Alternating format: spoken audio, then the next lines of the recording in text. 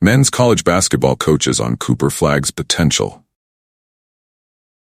Since the summer of 2023, when he produced an historically dominant month of July and then reclassified into the high school class of 2024, Cooper Flagg has been the projected #1 pick in the 2025 NBA draft. The hype has only grown in the past 15 months. Flagg committed to Duke, led Montverde Academy, Florida, to an undefeated season and national high school championship, then held his own against the USA basketball Olympic team as the first college player since 2013 to be named to the USA basketball men's select team.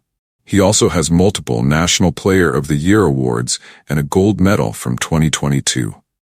Flagg is 6'9" with an incredible work ethic and skill set at both ends of the floor. Oh, and he doesn't turn 18 years old until December. The accolades are there, the NBA potential is known. But let's not fast forward until June just yet. He has 5 months of college basketball to play, and he's walking into a situation in Durham with All-American and national championship expectations. It's important for all of us to remember he's 17, Duke coach Jon Scheyer told ESPN earlier this month. This is a process, but he's not running from it. He's not afraid of it, and he's been just such a good guy to coach. To get a feel for his expected impact on the college game, we spoke to a handful of college coaches to get their impressions of the versatile forward and how they might approach a matchup against Flagg and the Blue Devils. That's why you fear him so much. Flagg is one of the biggest storylines entering the 24-25 college basketball season. He didn't attend ACC Media Day earlier this month, but was still a consistent topic of conversation. Georgia Tech head coach Damon Stoudemire said he has a chance to be one of the special ones, while NC State coach Kevin Keatts added, "When a guy's got it, he's got it." College coaches saw Flagg plenty of times when he was in high school level, facing the best competition on the Nike EYBL circuit or at Montverde or with USA basketball. So nearly every coach already has a baseline evaluation of the star freshman. He impacts the game in so many ways that are really not controllable from a scouting standpoint, one coach said. That's why you fear him so much in the college game. When you're playing a guy that is so talented with the ball in his hands or such a dynamic shooter, you can at least maybe get to a point where you have strategy. But he's all over the court in so many different ways. He's so versatile. No matter what you try to do, he's going to beat you in other ways. One coach pointed to Scottie Pippen as the most apt comparison for Flagg. He plays a very complete game, he said. Very versatile defender, really can guard a number of different positions, excellent shot blocker and rim protector with his ability to get vertical. He has good instincts to get into passing lanes, good hands. On the offensive end, he plays with a real competitiveness. He's not concerned with how many points he scores. He wants to win. He can handle the ball. He can pass, drives it well, hits the glass, and he's spent time becoming a better shooter. Another coach who will face Duke this season said Flagg's effectiveness when he doesn't have the ball in his hands is what makes him such an elite prospect. His combination of feel for the game and high intensity separates him from everyone else, he said. These other guys that are really good, they're dominant with the ball in their hands or dominant with their back to the basket. Cooper is as good at slipping ball screens or setting ball screens as he is at using them. It's going to be a problem either way. His off-ball cutting, his IQ of when to go. You can stick to him on cuts. He's going to sniff out the perfect time and perfect angle to get a cut off. How many of us in college have had to prepare for an elite cutter? While Flagg has an NBA-ready skill set, multiple college coaches said his intangibles give him such a high floor at the college level. It's the passion that he displays. He plays hard, he plays to win. Those sorts of things can carry you in college games sometimes, one coach said. He has great size, he's big, he's almost 6'10". He can drive it, he can get on the glass, it's his passing and his playmaking. But the thing that's going to carry him the most is his relentlessness. Another coach added, whenever you get a freshman, there's some sort of learning curve. His feel for the game is so high. He's going to come in and be able to pick up so many things. It's going to make Duke's team so much better. One coach who will face Duke before conference play begins fears Flagg's off-ball defensive ability most. Everyone can guard the ball, but not everybody can be as instinctual off the ball as him, he said. From watching him in high school, he might be the best weak-side defender, weak-side shot blocker I've ever seen. We talk a lot about paint decisions. Usually you're making a paint decision on a body. Shot fake shots, pivoting, 2-foot reads in the paint. But now your whole entire preparation when you get 2 feet in the paint is going to be wherever Cooper Flagg's man is. He's going to try to take off and block it.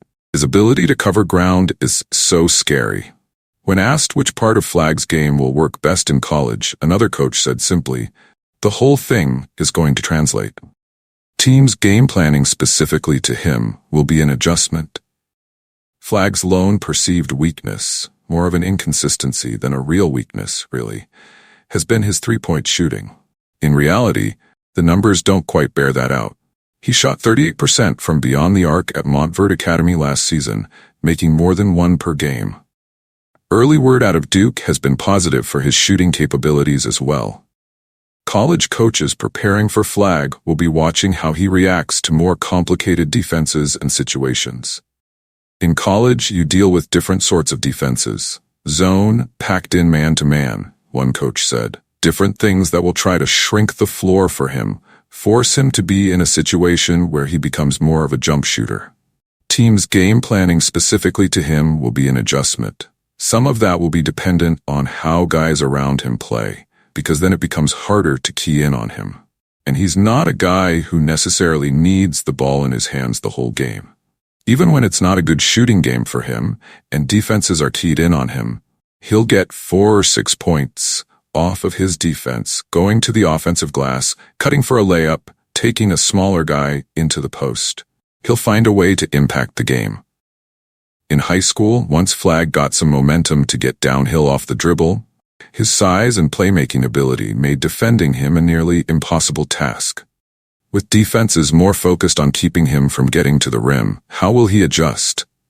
More than the shooting, it's going to be a little bit of when to go, when not to go. A coach of one early season opponent said, "He's going to get in the paint, and now he has to learn to make reads in the paint." For anyone who has dominated at such a high level in high school, that will be the hardest thing for him. It's going to be contain and pick your poison. Coaches with Duke on their schedule, as well as coaches who aren't expecting to face Duke, kept an eye on this past weekend's exhibition game against Lincoln, Pennsylvania, and will watch Sunday's exhibition against Arizona State. On Saturday, Flagg played 24 minutes and finished with 22 points on 8 for 16 shooting, making a pair of threes and adding 2 rebounds and 6 assists. He also blocked 4 shots. Some coaches are jotting down notes for the future. He really likes to go left. He's much more comfortable going left than driving the ball right, one coach said. Teams are going to be sending him right as much as they can. Sometimes smaller guys on a big guy that likes to handle the ball can get underneath him. In the past, that has shown him some challenges. Work him all over the court. Put him in positions defensively where you're moving him around. He plays with such a high commitment level, he's not going to take possessions off. Use that to your advantage. Don't allow him to get easy ones on the glass. Force him to play in the half court as much as you can. Play him a little more as a jump shooter. How Duke uses Flagg is obviously going to play a large part in how opponents plan against them. One opposing coach specifically mentioned Flagg's size and mismatch ability. They're going to move guys all over the court, but how much is he going to be used in post-up situations, the coach said. He's so good at driving the ball to the post. You have to know how to help, when to dig, what are your rotations like. I don't think they'll run a ton of sets with him in the post, but he might go perimeter to post, and that's really hard to double off of. We have to figure it out. How are you helping on him? A coach of a non-conference opponent said one potential idea he wants to instill in his players is to simply make everything crowded for Flagg. Be in the gaps, be at the rim, be in his field of vision. Always have a body on him. When he's cutting, when he's going to the glass, he said. He always has to see bodies. A big thing for us is going to be gap defense. He has to see a body in every gap. He has to see a body at the rim. He's so long, he's so smooth. If he doesn't see a body, he's taking that crack and then exposing you at the rim or by passing. When he has a live dribble, he has to see a body. Another coach said trying to take too many things away won't make too much of an impact, though. I don't think you can get crazy with sending him left or right or whatever else you're trying to do, he said. With a kid that good, it's going to be contain and pick your poison. He's just too talented for the other stuff. And with the way Duke is built, the shooting around him, the rim scoring they have, it's going to be hard to put your focus on just stopping him.